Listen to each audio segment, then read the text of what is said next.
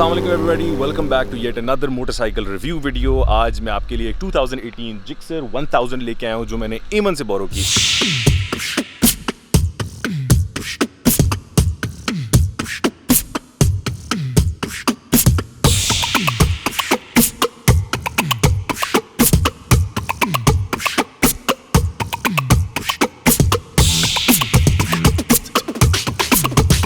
एमन के पास इससे पहले 2017 का एक S1000 RR था जिस पे ठीक ठाक सामान लगा हुआ था। एमन ने बड़े अरसे उसको एंजॉय किया है। अब एमन के लिए ये जर्मन के बाद जापानीज़ का एक्सपीरियंस कोई नया नहीं है। इससे पहले वो जापानीज़ बाइक्स भी चला चुका है, उसने एक आध इटालियन बाइक भी रखा है। लेकिन राइट अवे किसी एक बाइक से, बड़े बाइक से एक दूसरे बाइक पे शिफ्ट करना आपके ओपिनियन को काफ़ी ठेस पहुंचाता है। मैं आप लोगों के साथ एमन का ओपिनियन भी शेयर करूंगा और कई ऐसी बातें हैं जो मेरा अपना एक्सपीरियंस है वो भी आप लोगों के साथ शेयर करूंगा। सबसे पहले तो मैं आप लोगों को एक छोटा सा इस बाइक का पर्सपेक्टिव व्यू करा दूं जो ज़्यादा ज़रूरी है रिव्यू वीडियो के लिए। उसके बाद ओपिनियन खेल लेंगे। जिक्सर 1000 एक 1000 CC 4 cylinder almost 200 horse power की बाइक है विद 6 फॉरवर्ड गियर्स और एक इंतहाई aggressive track oriented aerodynamic package लेके। पहली फील ये एब्सोल्युटली स्केरी है। हालांकि इस वक्त ट्रैक्शन कंट्रोल 4th लेवल तक गया हुआ है। अगर बेसिक ट्रैक्शन कंट्रोल लगा होता तो ये प्रॉब्ली जितना भर के मैंने थ्रॉटल दी है इस पे बाइक या मुंह उठा लेती या टेल फेर लेती पीछे की तरफ। क्विक शिफ्टर इसके अंदर लगा हुआ है, ट्रैक्शन कंट्रोल इसके अंदर है, इसके अंदर पावर मोड्स आते हैं, डायनामिक पावर मोड्स आते हैं। एबीएस ब्रेकिंग तो अब खैर स्टैंडर्ड ही बन चुकी है, हर बाइक के अंदर आती है, वो मेंशन करना भी अजीब सा लगता है। एर्गोनॉमिकली और डिजाइन वाइज ये कंप्लीट चेंज ओवर है दूसरी वाली बाइक से। बहुत एग्रेसिव, बहुत फ्लेक्सिबल, बहुत मैनूवरेबल, बहुत निम्बल किस्म की मशीन बनाई है। पहले वाली जो इनकी जिक्सर आती थी वो बदतमीज बाइक कहलाती थी। उनके अंदर एबीएस ब्रेकिंग भी नहीं होती थी, बेसिक मोड्स भी नहीं होते थे सिवाय पावर मोड के। उसके अंदर एक रेन मोड होता था जो उसको थोड़ी सी पावर कट ऑफ कर देता था। ट्रैक्शन ट्रूक्शन कुछ भी नहीं होती थी। ये बाइक उसके मुकाबले में कंप्लीट गेम चेंजर है। एमन के ओपिनियन के मुताबिक इसकी ब्रेकिंग उतनी अच्छी नहीं है जितनी एमन के S1000 की थी, लेकिन वो हो सकता है टायरों के साथ रिलेटेड इशू हो, क्योंकि दोनों की ब्रेक्स ब्रेम्बो की हैं और मेरे ख्याल में दोनों की ब्रेक्स इतनी तेज़ बाइक्स को रोकने के लिए बनी हुई हैं। लेकिन वो टू ईच देयर ओन वाली बात है, हर बंदे को अपने टेस्ट के मुताबिक ब्रेकिंग पसंद आती है। मैं इस पे भी कंफर्टेबल हूँ, एमन शायद इस पे बहुत ज़्यादा कंफर्टेबल नहीं है compare to the S1000 RR।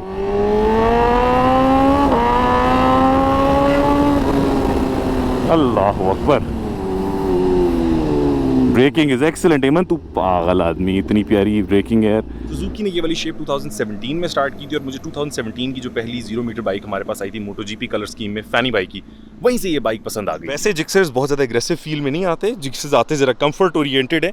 लेकिन ये जो इन्होंने फ्रंट से भी छोटी लाइट लगा के पहले के मुकाबले में, पहले इतनी बड़ी हेडलाइट हुआ करती थी, तो अब ज़रा छोटी हेडलाइट के साथ ज़रा पतली सी स्लीक निम्बल फ्लेक्सिबल किस्म की बॉडी बना के इन्होंने काफ़ी ट्रैक ओरिएंटेड करने की कोशिश की। जिस एस्पेक्ट में हम पहले जिक्सर्स को देखा करते थे, जिक्सर्स देखने में खूबसूरत नहीं होते थे, परफॉर्मेंस में रिलायबिलिटी में बहुत ऊपर होते थे, देखने में बस ओके होते थे, उस लिहाज से ये वाला जिक्सर बहुत ही खूबसूरत बनाया है। सारा सामने डैश पे ना बाइक का भी टेम्परेचर आ रहा है, एयर टेम्परेचर भी आ रहा है, 26 डिग्री सेल्सियस टाइम आ रहा है। ट्रैक्शन कंट्रोल का मोड इस वक्त जो पावर मोड है, ऊपर आरपीएम है। ये टीएफटी डिस्प्ले तो नहीं है, सिंपल एलसीडी डिस्प्ले।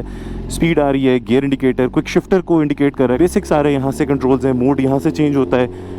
ये ट्रैक्शन कंट्रोल पे चला गया, आपने ट्रैक्शन कंट्रोल छेड़नी है या नहीं। अभी तो मैं क्विक शिफ्टर पे कर रहा हूँ, लेकिन क्विक शिफ्टर पे बहुत ज़्यादा रिकमेंडेड नहीं है, क्योंकि क्विक शिफ्टर बेसिकली क्लच को बाईपास करता है। तो क्लच को बाईपास करना क्लच प्लेट्स के लिए बहुत हेल्पफुल नहीं है, बहुत लॉन्ग टर्म बेनिफिशियल नहीं है। अदरवाइज मतलब आपकी असिस्टेंस के लिए बड़ी मज़े की चीज़ है, लेकिन आपका क्लच वक्तन फवक्तन वीक होता जाता है। तो बेहतर यह है कि लो स्पीड्स पे क्विक शिफ्टर का इस्तेमाल ना किया जाए। ऑटो प्लेपर पे गियर डाउन भी उसी तरह उतनी आसानी से होता है जितनी आसानी से गियर अप होता है।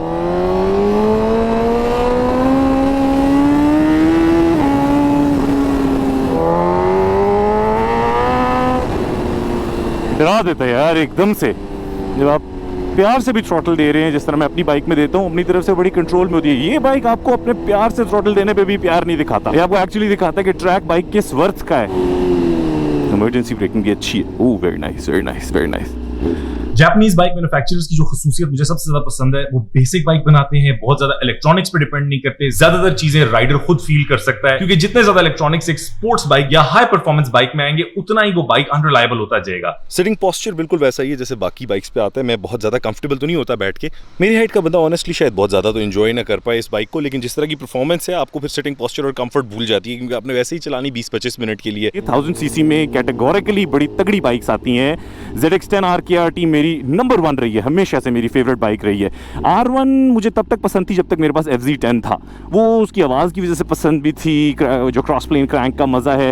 लेकिन R1 पता नहीं अब मुझे उस तरह चार्म नहीं करती। Aprilia RS V4 APRC जो इनकी फैक्ट्री आती है वो मुझे हमेशा से पसंद है और प्रॉब्ली हमेशा पसंद रहेगी। S1000 मेरी कैटेगरीज में शायद चौथे नंबर पे आती है जहाँ तक मैंने ये बाइक चलाई। और ये मैं इस पे बड़ा बैकलैश सुनने वाला हूँ जब S1000 वाले ये सुनेंगे कि मुझे S1000 चौथे नंबर पे पसंद है और मेरे लिए नंबर 1 ZX10 है या कोई और बाइक है। लेकिन यार हर किसी की अपनी अपनी पसंद होती है, मैं किसी को S1000 पसंद करने पे नहीं मना कर सकता और किसी को मुझे S1000 के मुकाबले में जिक्सर 1000 या और कोई जापानीज बाइक पसंद करने पे एतराज नहीं करना चाहिए। ट्रैक परफॉर्मेंस की डाटा तो मेरे पास एग्जैक्टली नहीं है, लेकिन मेरे पास अपना दिमाग और एमन का दिमाग है। ये दो लोग जिन्होंने S1000 RR और जिक्सर 1000 दोनों को बहुत करीब के अरसे में चला के प्रॉपर्ली टेस्ट किया हुआ है। S1000 का जिटरी इलेक्ट्रॉनिक थ्रॉटल, उसकी एक पुशी किस्म की ट्रैक्शन कंट्रोल जो आपको कंटिन्यूअस इरिटेट करती है, उसका छंडा कराने वाला क्विक शिफ्टर, हर चीज इस बाइक के अंदर आके एलिमिनेट हो जाती है। मेरे कहने का ये मकसद नहीं कि S1000 एक अनरिलायबल बाइक है, लेकिन ये भेड़ चाल मुझे समझ नहीं आती। एक बंदे ने S1000 लिया, बाकी पूरे पाकिस्तान ने S1000 खरीदना है। ओए ये जो ग्राउलिंग आवाज थी ना, ये इसकी ट्रैक्शन कंट्रोल की आवाज है। टायर निकलने नहीं देता, हल्का हल्का सा टेल करता है, लेकिन वो इतना स्मूथ कट ऑफ है। लीटर बाइक आपको वैसे बख्शता नहीं है अगर आप 1000 सीसी किसी बाइक पे बगैर ट्रैक्शन के ये वाली हरकत करो जो अभी मैंने की है, तो मैं नाले में पड़ा होता नीचे अभी, जितने एग्रेसिव ये बाइक्स होते हैं। सुजुकी रिलायबल कंफर्टेबल मशीन्स बनाता है। 600 में भी इनकी सबसे ज़्यादा रिलायबल और सबसे ज़्यादा कंफर्टेबल सुपर बाइक आती है। ये वाली बाइक इन दैट मैनर तो बहुत मज़े की है चलाने में, बस एज लॉन्ग एज आपको पता हो कि आपने इसकी लिमिट्स को टेस्ट नहीं करने की कोशिश करनी, जब तक आप फुली प्रोटेक्टेड और ट्रैक टाइप की जगह पे नहीं है, ये आपको छंड के रख देती है। अदरवाइज जो इम्प्रूवमेंट्स आई हैं पिछली शेप और इस शेप में, वो इसकी टेल इन्होंने बहुत एग्रेसिव और स्लीक कर दी है पिछली वाली टेल के मुकाबले में। पिछली वाली टेल थोड़ी सी बल्की थी।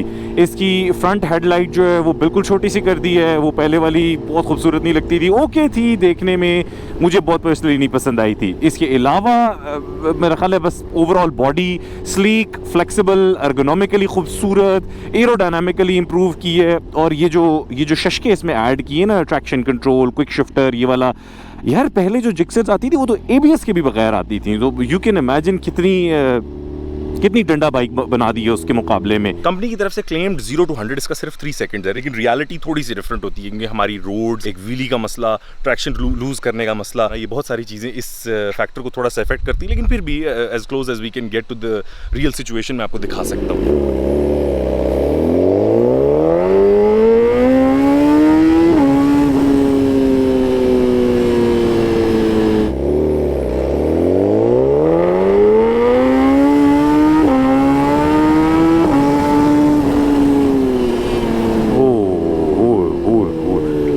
सेकंड्स जाता है, विद इन सेकंड्स दिल जीत लिया है। जो मेरे जहन में एक इमेज था ना जिक्सर का कि कंफर्टेबल होता है, फॉरगिविंग बाइक होता है, देखने में प्यारा बाइक होता है, आवाज़ खूबसूरत है, फीचर्स बिल्कुल मॉडर्न है, कोई चीज़ ऐसी नहीं है जिसके अंदर मैं डिसअपॉइंट हूँ। S1000 ने अलबत्ता मुझे डिसअपॉइंट किया था। थोड़ा जिटरी सा थ्रॉटल है, थोड़ा वो थ्रॉटल बाय वायर है ना, वो आपको उस तरह की फील नहीं देता जिस तरह इसका स्मूथ थ्रॉटल आपको इतने पुरसकून तरीके से मैं थ्रॉटल दे रहा हूँ। फिर उसका क्विक शिफ्टर थोड़ा सा मुझे एग्रेसिव लगता है, छंडा कराता है। फिर उसका ट्रैक्शन कंट्रोल मुझे ऐसा लगता है भर के थ्रॉटल लें तो वो बाकायदा पावर काटते हुए आपका ऐसे फील होता है, आपका टायर निकलते हुए। इस तरह होना नहीं चाहिए। तो कुछ चीज़ें ऐसे हैं जिस पे बंदा आर्ग्यूमेंट कर सकता है, बट इस बाइक का for the time being this I am sold. ये जितनी ज़बरदस्त बाइक बनाई है, पाकिस्तान की सड़कों के लिहाज से आप सुपर बाइक को कुछ कह नहीं सकते, अदरवाइज बहुत ठंडा बाइक बना दी है। इन ऑल ऑनेस्टी इस छोटे से स्टिंट के बाद मेरा ओपिनियन कई गुना ज़्यादा स्ट्रांग हो गया। जर्मन बाइक से जो इससे पहले मैं थोड़ा सा नाला था, वो बात हकीकत में तब्दील हो गई है कि जापानीज़ अपना काम इस तरह करते हैं कि आप उनकी चीज़ को यूज़ एंड अब्यूज़ कर सकते हो। जर्मन्स अपनी चीज़ को इस तरह डिज़ाइन करते हैं कि आप उनकी चीज़ को जब तक परफेक्ट मेंटेनेंस, परफेक्ट कंडीशंस में नहीं चलाओगे तो आपकी मर्जी के मुताबिक परफॉर्म नहीं करेगा। तो प्रॉब्ली जर्मन मशीन्स ट्रैक पे इससे बहुत आगे होंगे, लेकिन जिस सड़क के ऊपर मैंने चलाना है, जिस इन्वायरमेंट में मैंने इस बाइक को ओन करना है, उस इन्वायरमेंट के लिए ये बाइक 100% डंडा है। मेरे लिए ये परफेक्ट चीज़ है। मैं कभी भी किसी जर्मन मशीन को इसके ऊपर प्रेफर नहीं करूँगा।